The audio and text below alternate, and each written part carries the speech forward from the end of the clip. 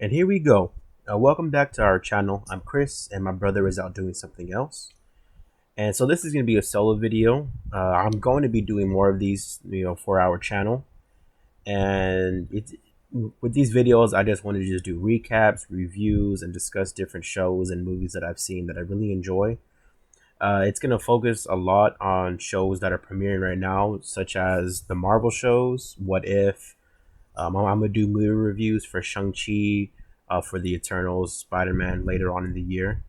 And I'm also gonna do in-depth reviews and recaps of movies that I love that I've seen over the years and that I saw growing up, all the way back from Spider-Man from 2002. I'm gonna go through all of the Marvel movies, Fantastic Four, Spider-Man, the Daredevil movie. Maybe I'll get to that one. And I'm also gonna recap the MCU shows, from Iron Man all the way to Spider-Man: Far From Home. Oh, Black Widow. Black Widow's the most recent one. I've seen Black Widow, and this is just something that I really enjoy because when I watch these movies, and I just want to share my opinion with people, whether people agree or don't agree with it, whatever my opinion is on these shows.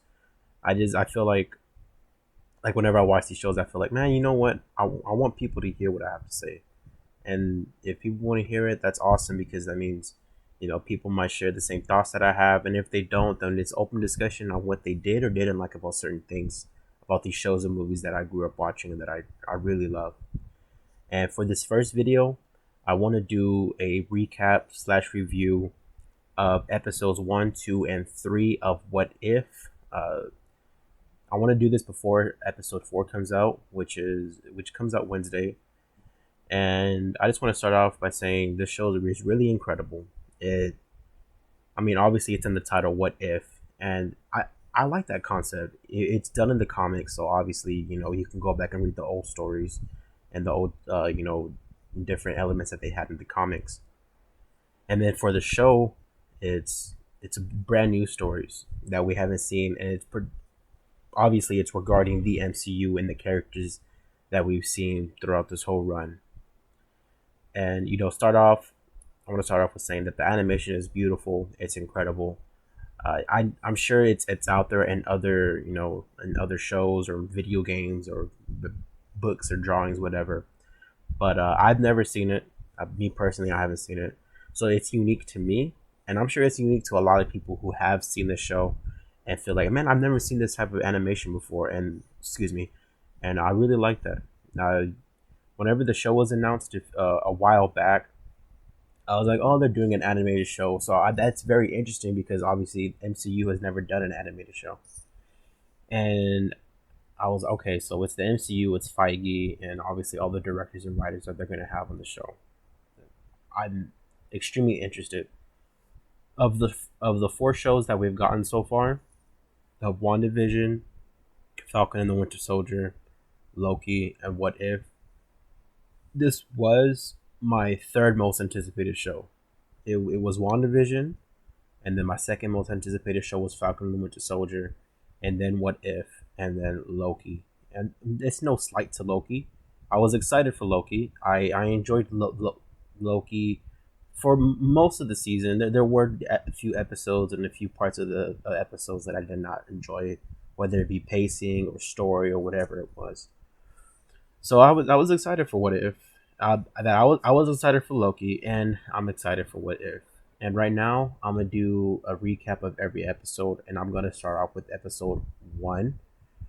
So episode 1, it kicks off with Peggy Carter, and it starts off with the scene from Captain America in the first Avenger, and you see the scene of Steve, and he's getting prepped so he can be given the super soldier serum, excuse me.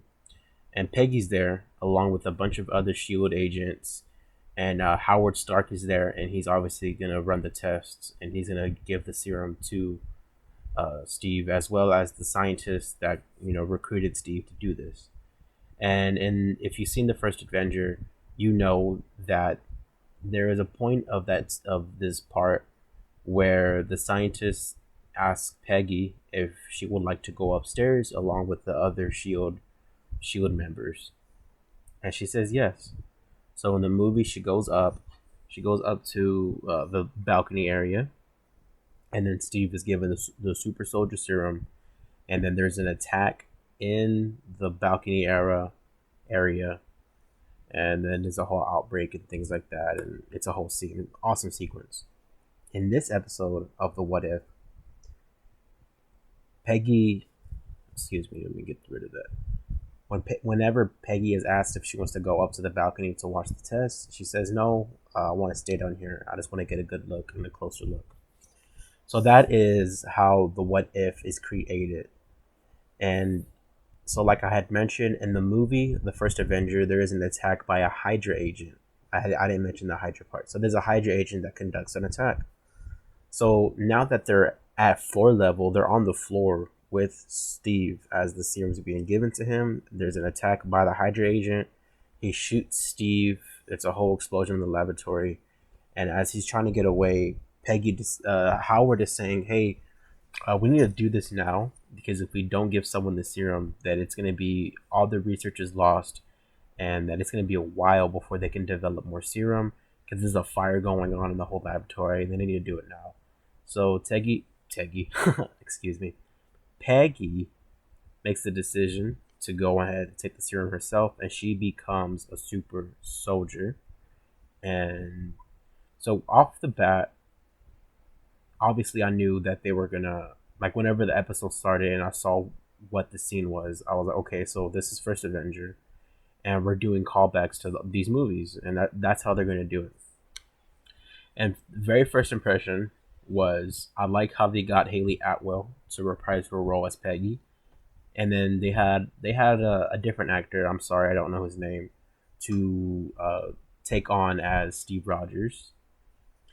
And off the bat, I understood the tone that they were going for, is that any little decision that could have been made different during the MCU, it's a ripple effect, and it branches out into this new timeline and this new situation and what if. So we go throughout the episode, and briefly we see Peggy and her as, in her new body, and we see that she's being undermined by the general that was going to give the serum to Steve. And sorry guys, I had to stop the video real quick. I had got on a phone call. Not professional, but this is my first video, so I'm getting used to it. So where was I at? Okay, yeah, so we see Peggy, and she's getting used to her new body as a super soldier, and Steve, like I had mentioned earlier, that he was shot. It's him recovering from his wounds, and Peggy, she's talking to Steve, and she's upset because she's being told that she can't be the next super soldier because she's a woman, and Peggy's ensuring her that, like, it has nothing to do with gender. It's with the person, and the person, their characteristics, and he's just assuring her that everything's gonna be okay, and that she's deserving of being the next super soldier. And I really like this scene, mainly because we get to see Peggy, and it's a new storyline for her. So we get to see her in aspects that we never saw her. The Peggy Carter show. She's an agent, shield agent. She goes on to do her own adventures, but obviously she's not a super soldier. So to see her have this powers, it's really interesting, and I like it. And then the second thing that I really like about this scene is that we see Steve not we see a continuation of his life if he had never gotten the serum. And it obviously, he's the same person. Physically he's not. He's the same person. Physically he's not Captain America, but mentally and morally he's the same person. This nice bond. We start to see more of the bond in this episode. We see an interaction between Steve and Peggy that we would have never seen in the MCU beforehand. And it was a sweet moment, and I like the message that Steve was telling her. It's just like, hey, keep your head up, and don't listen to the haters, and you are deserving of the serum. And then we go throughout the episode, and it's very much emulating the First Avenger, in the sense that she she's talking to Howard Stark, and Howard Stark gets a uniform for her, and then you know she has her own shield with uh, the UK flag on it. Sorry, I am sorry. I do not know. And we see her go on adventures in World War II, and that she's fighting Hydra agents, and she's on the front lines fighting as Captain Carter. So she's not Captain Britain; she's Captain Carter. And it's really interesting because I just like how the way the action is drawn. So there's a particular scene that I really love, and it's the first time we see her in action. She's in uniform as Captain with the Britain flag on the shield.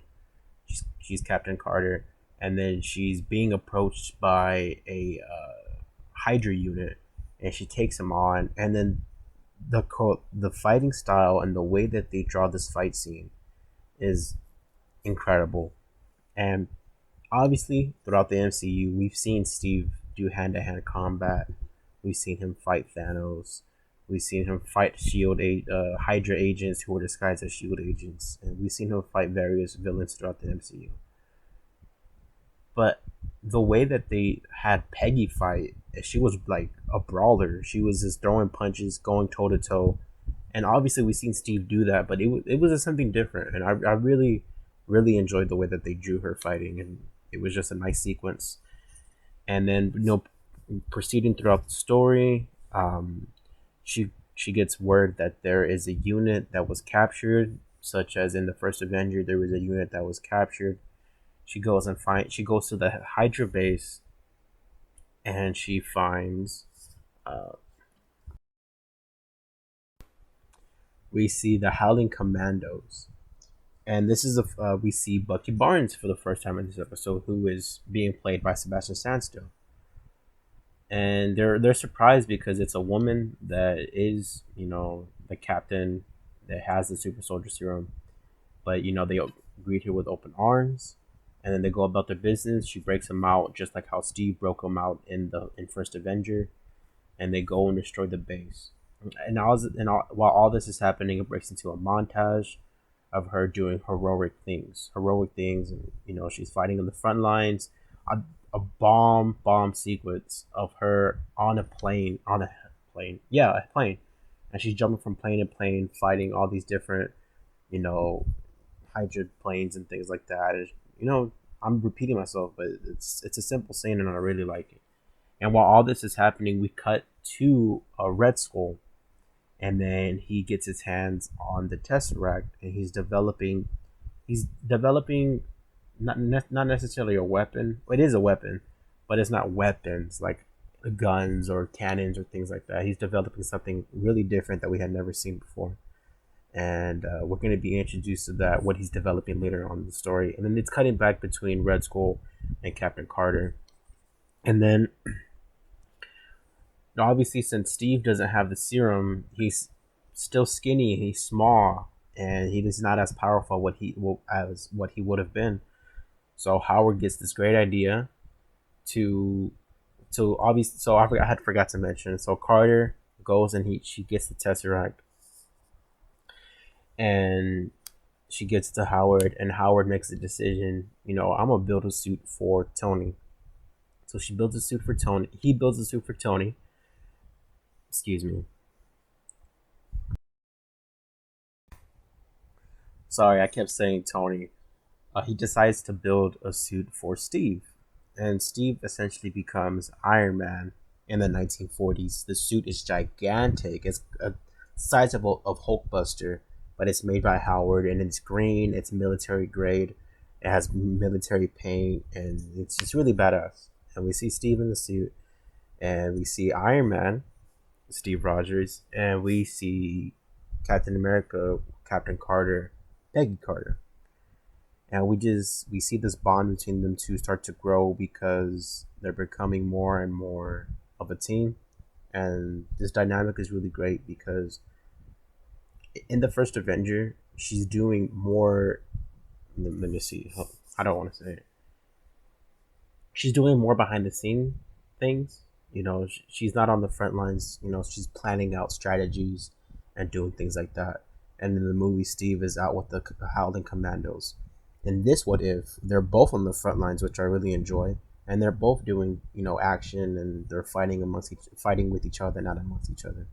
They're doing the opposite of amongst each other. They're bonding more and more, and the way that they develop this bond in this short 34-35 minute episode is really great. So back to Red Skull. Red Skull gets his hand on the Tesseract, and he develops this portal.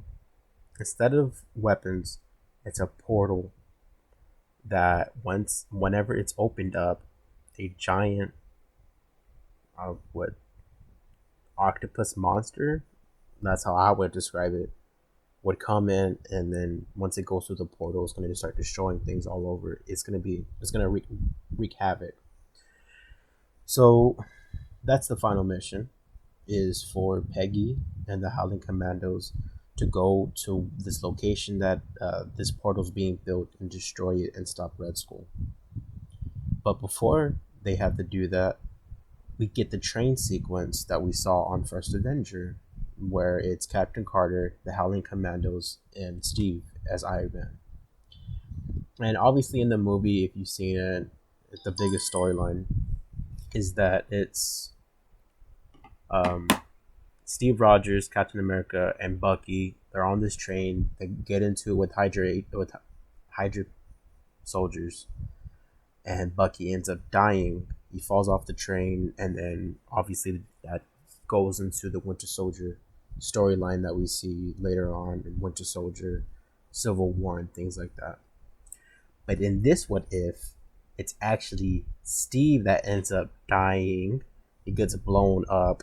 Well, he does get blown up, but he doesn't die because the suit that Howard built him is super strong. It's nothing can break it, nothing can destroy it, and things like that. We see Steve blow up, and then the whole train cart that he's in falls down the mountain into an avalanche, and he's presumed dead. Peggy's destroyed.